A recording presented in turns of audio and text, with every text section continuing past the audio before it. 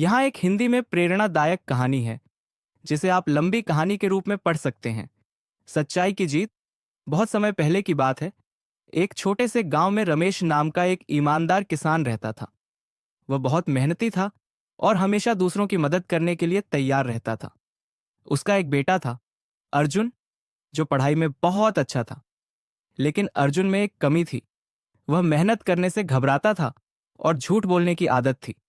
रमेश हमेशा उसे समझाता, बेटा, सच्चाई और मेहनत से बड़ी कोई चीज नहीं होती।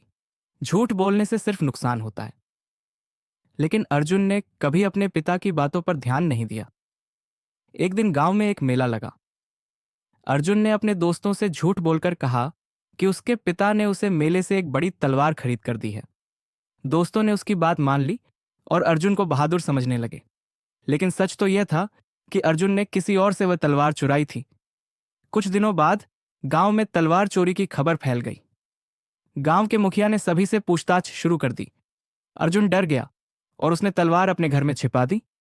लेकिन रमेश ने तलवार देख ली और अर्जुन से पूछा, यह तलवार कहां से आई? अर्जुन ने डरते हुए सारी सच्चाई बता दी। रमेश ने अर्जुन से कहा, बेटा, सच्चाई और ईमानदारी ही सबसे बड़ा धन है।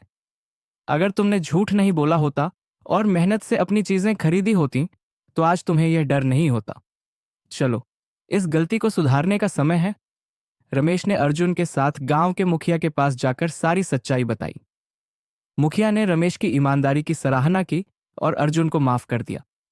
लेकिन उसने अर्जुन को चेतावनी दी कि वह भविष्य में ऐसा कोई काम न करे। इस घटना के बाद अर्जुन ने अपनी गलती से सबक लिया। उसने मेहनत और ईमानदारी से अपना जीवन जीना शुरू किया।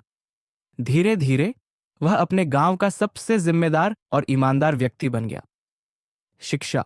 सच्चाई और ईमानदारी सबसे बड़ा गुण है। झूठ और गलत रास्ते हमेशा परेशानियों का कारण बनते हैं। मेहनत और सच्चाई से ही जीवन में सफलता मिलती है।